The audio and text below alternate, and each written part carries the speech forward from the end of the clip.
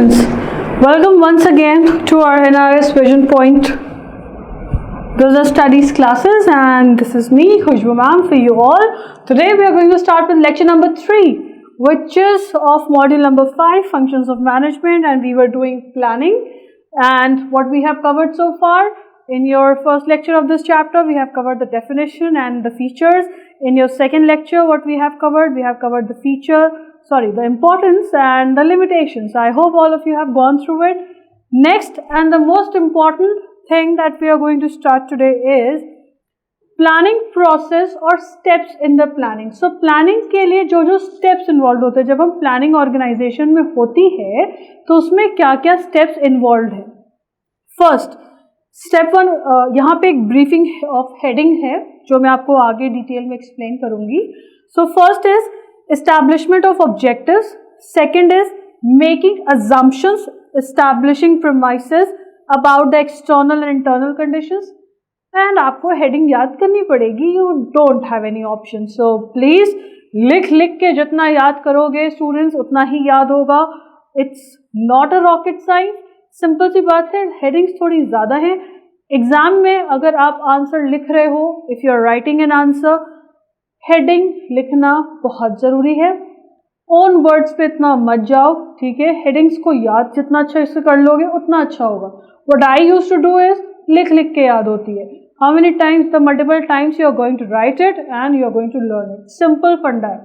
Okay, then step 3 is development of alternative courses of action. Step 4 is evaluation of alternatives. Step 5 is selecting the appropriate course of action. And step number 6 is arranging for implementation. So, अगर हम मैं आपको बहुत short में इसको बताऊं, सबसे पहले ऑब्जेक्टिव बताया जाता है. अब याद करना, अगर पिछला लेक्चर हमने क्या पढ़ा था, प्लानिंग आप क्यों करते हो, जब आपके पास कोई गोल होता है, राइट, कोई ऑब्जेक्टिव होता है. सबसे पहले हम ऑब्जेक्टिव सोचते हैं, एस्टैब्लिश करते हैं कि हमारा क्या गोल है, राइट. उसके हिसाब से हम चीज़ें अज्यूम करते हैं कि बाहर क्या होगा, अंदर ऑफिस के अंदर क्या प्रॉब्लम्स है, बाहर क्या प्रॉब्लम्स है. उसके हिसाब से हम प्रीमाइसेस मतलब अजम्पशंस क्रिएट करते हैं और फिर काम करना शुरू करते हैं. उसके बाद हम ऑल्टरनेटिव कोर्सेज ऑफ एक्शन को डेवलप करते हैं कि हमारे पास क्या क्या ऑप्शंस अवेलेबल है.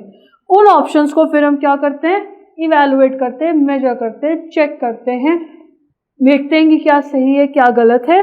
उनमें से इवैल्यूएट करने के बाद जो भी कोर्स ऑफ एक्शन हमें लगता है सही है, हम उसको सेलेक्ट करेंगे.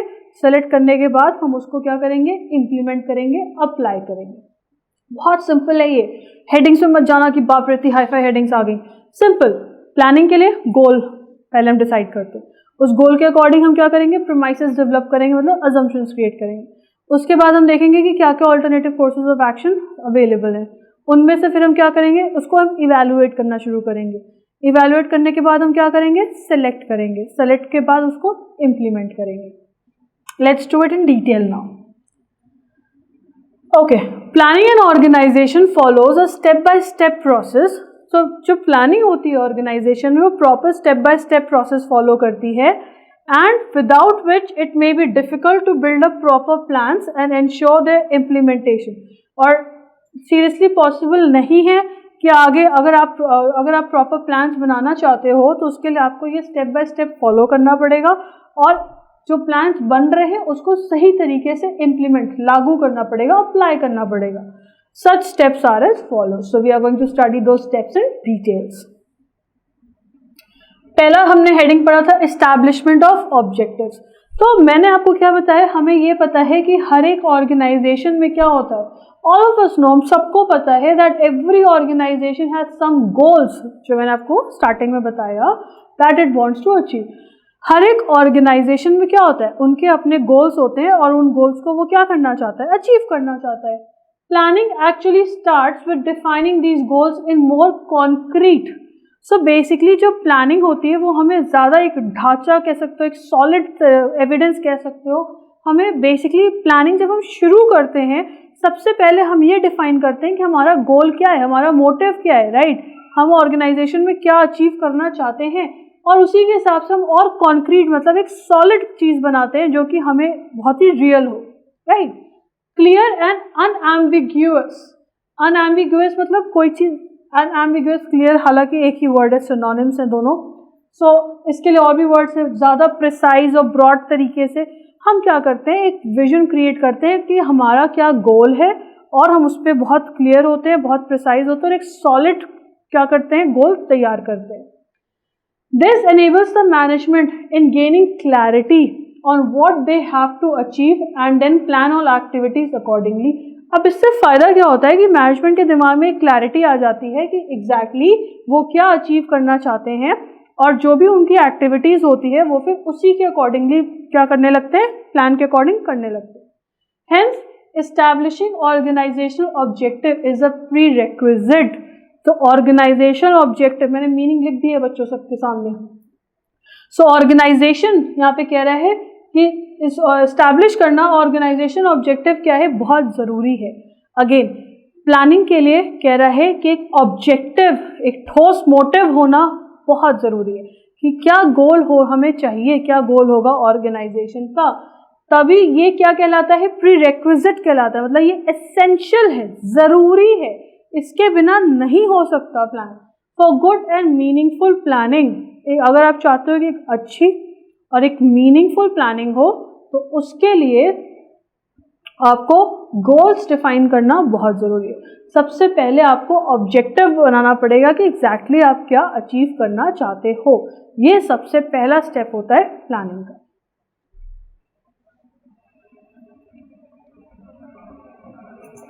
ये थोड़ा लॉन्ग एक्सप्लेनेशन है.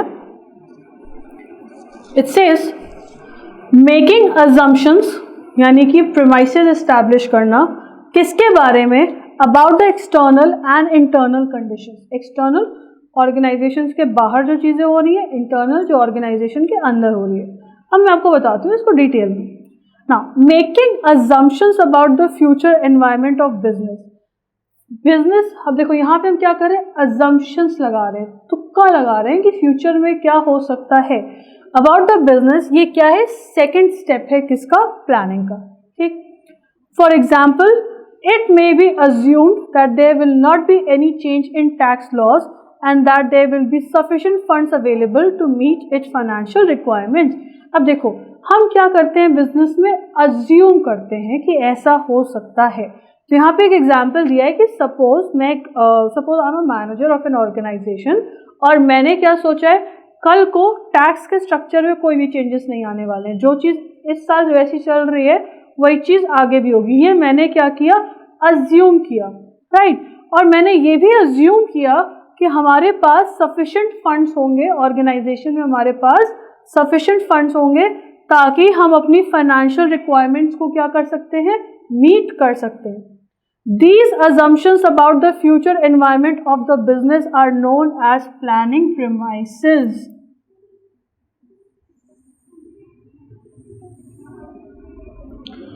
ओके, तो इसकी डेफिनेशन फिर से समझो.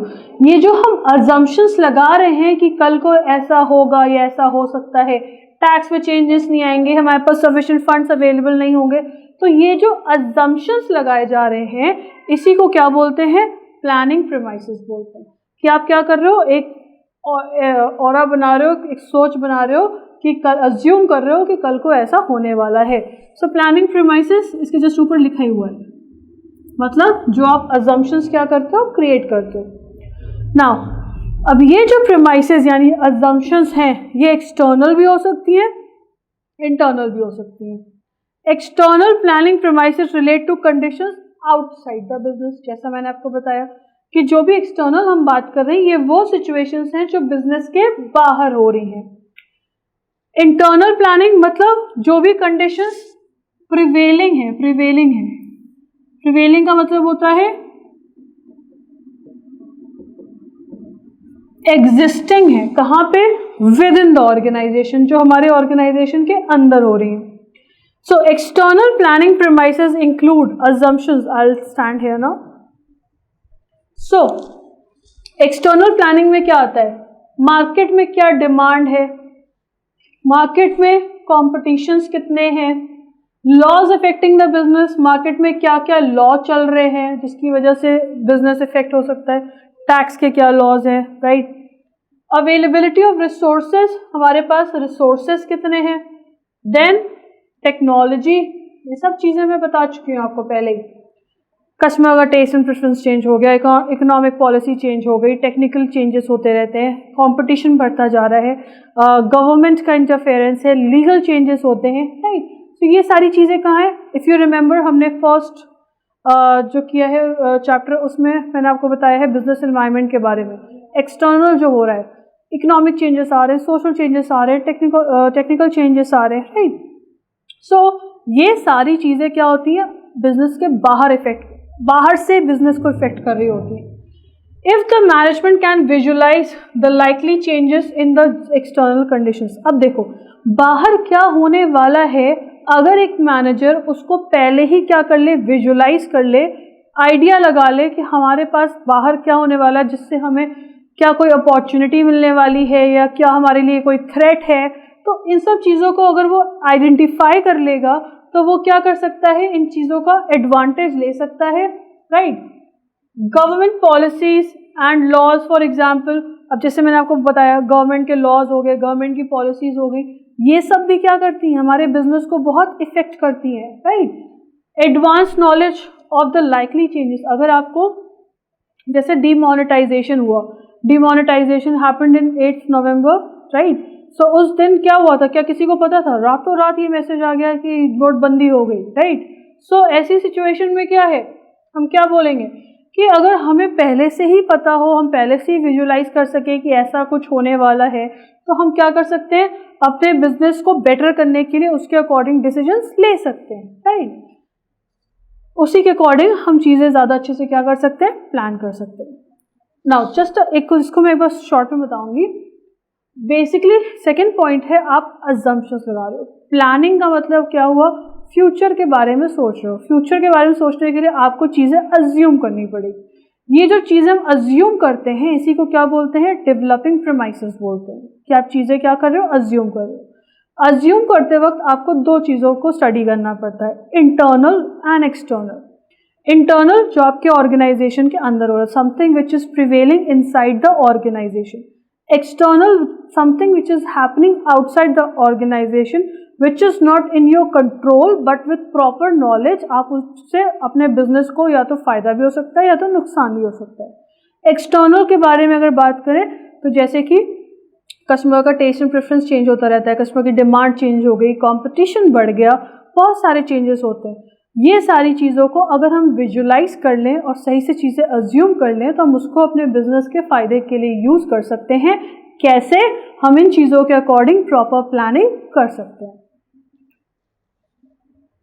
एंड इंटरनल के बारे वो हमने एक्सटर्नल पढ़ा, अब इंटरनल में क्या होता है, इंटरनल में कंडीशंस जो हमारे ऑर्गेनाइजेशंस के अंदर है, दीज कंडीशंस इंक्लूड, जैसे कि अब यहाँ पे क्या क्या प्रॉब्लम हो सकती है, कॉस्ट क्या करनी है, मेथड्स क्या यूज होंगे, प्रोडक्शन के टेक्निक्स क्या यूज होंगी, एम्प्लॉयज कितने होंगे, कैसी मशीनरी यूज करनी है, इक्विपमेंट्स यूज करने, ये सारी क्या है, इंटरनल चीजें, right, which determine as to what the organisation is capable of achieving. अब आपके ऑर्गेनाइजेशन के अंदर ये जो चीजें हो रही है ये बताती हैं कि आपके ऑर्गेनाइजेशन कितना केपेबल है जो इन सब चीजों को क्या कर सके, अचीव कर सके। The study of external condition enables a business unit to know the opportunities available in the market. जब आप एक्सटर्नल स्टडी करते हो तो आपको ये पता चलता है कि क्या अपॉर्चुनिटीज मार्केट में अवेलेबल हैं। Hundreds of opportunities are available to a business unit. बाहर अगर हम देखें 100 से ज़्यादा अपॉर्चुनिटीज बिजनेस के लिए अवेलेबल होती हैं, लेकिन बिजनेस हर एक अपॉर्चुनिटी का फायदा नहीं उठा सकता। It has to decide what it will produce and distribute in the light of what it can do। तो एक बिजनेस को ये डिसाइड करना पड़ेगा कि वो क्या कर सकता है, क्या प्रोड्यूस कर सकता है, कितना डिस्ट्रीब्यूट कर सकता है, बेसिकली क्या वो ये काम कर पाएगा, right, what it can do, क्या उसके बस का है, क्या वो कर सकता है, ये सारी चीज़ों को उसको सोचना पड़ेगा, तभी वो आगे बढ़ पाएगा। On the basis of study of internal factors and then plan accordingly. See यहाँ पे कह रहे हैं बाहर तो बहुत सारी अपॉर्चुनिटीज अवेलेबल है, लेकिन जो बाहर अपॉर्चुनिटी है क्या आपके बिजनेस का इंटरनल भी तो देखोगे, क्या आप उस चीज़ को हैंडल कर पाओगे। बाहर तो बहुत सारे ऑप्शन है, क्या आप उस चीज़ को अवेल कर पाओगे, उसका फ़ायदा उठा पाओगे। ये आप तभी कर सकते हो जब आप प्रॉपर तरीके से क्या करोगे, प्लान करोगे, और इस प्लानिंग में आप क्या कर रहे हो, इंटरनल और एक्सटर्नल स्टडी कर रहे हो। बाहर क्या हो रहा है वो भी आपको देखना है, ऑर्गेनाइजेशन के अंदर आपके क्या हो रहा है वो भी आपको देखना है. तो this was your second step of planning. Third is development of alternative courses of action. अब नेक्स्ट स्टेप क्या है? The next step in planning is to identify the alternative courses of action to achieve the objectives set. तो जो भी आपने objective set किए, आपने जो भी अपना प्लान किया फर्स्ट स्टेप में कि ये हमारा ऑब्जेक्टिव है, अब आपको क्या करना पड़ेगा? उस ऑब्जेक्टिव को अचीव करने के लिए ऑल्टरनेटिव कोर्सेज ऑफ एक्शन बनाने पड़ेंगे. मतलब अलग अलग ऑप्शंस देखने पड़ेंगे कि कैसे उस काम को आप कर सकते हो. For example, to achieve the objective of increasing the profits of a business unit. Suppose आपका ये ऑब्जेक्टिव है कि कल को आपको क्या करना है, आपके बिजनेस का जो भी प्रॉफिट है वो आपको इंक्रीज करना है. ठीक, एनी वन और more of the following alternatives can be use. तो अब आप क्या करोगे? अलग अलग ऑप्शन देखोगे कि क्या क्या ऑल्टरनेटिव्स है. जैसे अब आप क्या कर सकते हो? अगर प्रॉफिट बढ़ाने के लिए आप एग्जिस्टिंग प्रोडक्ट की सेल बढ़ा सकते हो. Right, I stand here. तो आप क्या कर सकते हो? आप सेल या तो बढ़ा दो अपने एग्जिस्टिंग प्रोडक्ट की, या तो अपने प्रोडक्ट की क्वालिटी इंप्रूव करो जिससे कि क्या हो जाए, सेल बढ़ जाए और प्रॉफिट भी बढ़ जाए. ठीक, देन ऐड न्यू प्रोडक्ट्स या प्रोडक्ट लाइन. या तो आप एक्सपेंशन करो या फिर आप डाइवर्सिफिकेशन करो.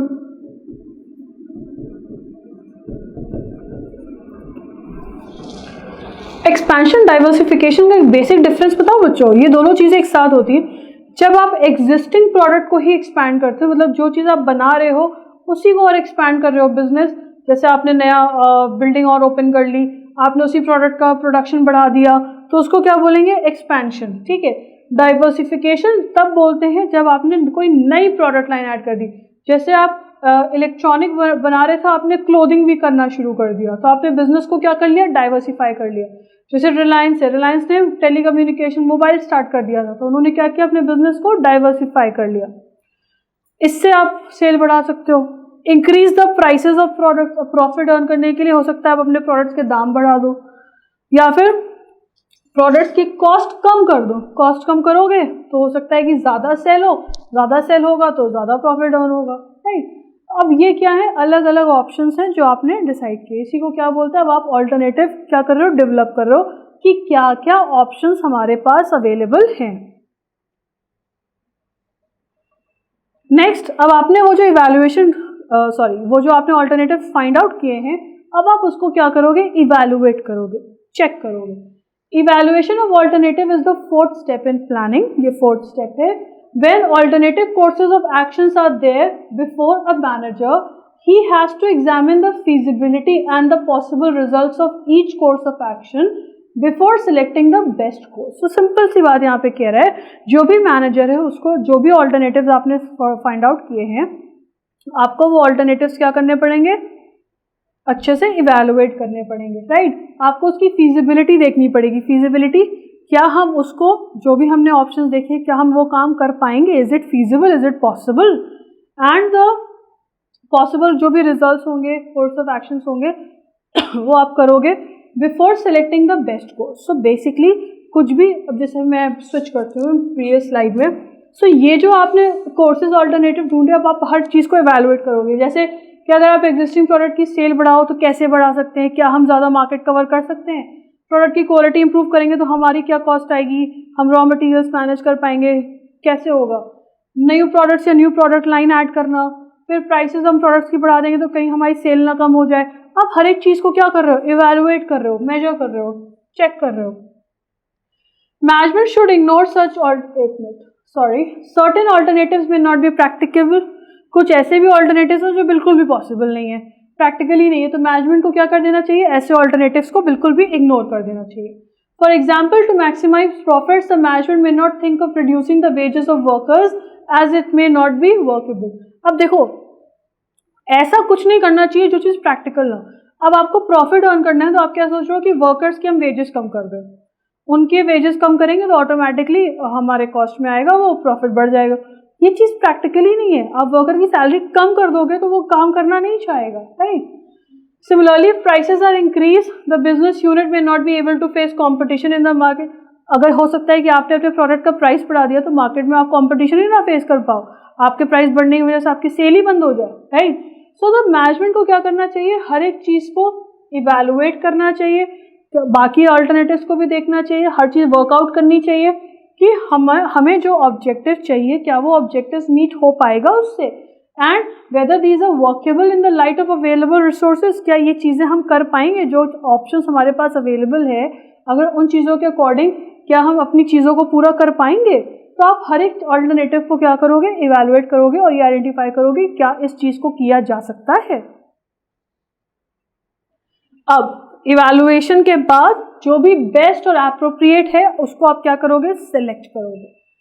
After evaluating the alternatives the manager will select that alternative which gives maximum benefit at minimum cost. ये इंपॉर्टेंट है, जो बेनिफिट ज़्यादा दे और कॉस्ट इसमें कम लगे। डेफिनेटली हर मैनेजमेंट क्या चाहेगा, ऐसी चीज़ चाहेगा जिसमें कि क्या हो, बेनिफिट फ़ायदा ज़्यादा हो और कॉस्ट क्या हो, कम हो।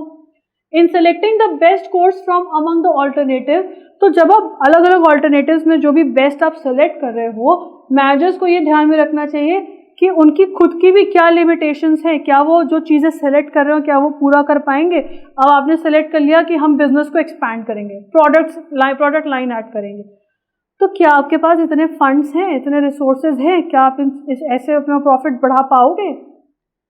The management will ultimately be guided by, so जब आप ये चीज़ें सेलेक्ट कर रहे होगे तो मैनेजमेंट को कैसे गाइडेंस मिलेगा, कैसे क्या वो मतलब आइडेंटिफाई करेंगे कि क्या अपॉर्चुनिटीज़ हैं एक्सटर्नल एनवायरनमेंट में, कि अगर हमने ये चेंजेस किए, ये ऑल्टरनेटिव सेलेक्ट किया तो बाहर हमें क्या फ़ायदा मिलेगा इससे, एंड क्या हमारा जो बिजनेस है इस अपॉर्चुनिटी का एडवांटेज उठा पाएगा, फ़ायदा उठा पाएगा। तो कोई भी चीज़ सेलेक्ट करने से पहले आप इन दो चीज़ों को ध्यान रखोगे कि एग्जैक्टली उसमें क्या अपॉर्चुनिटीज़ है, फ़ायदे हैं, और क्या हमारा बिजनेस के पास इतनी एबिलिटी है कि वो इन चीज़ों का फ़ायदा उठा पाएगा।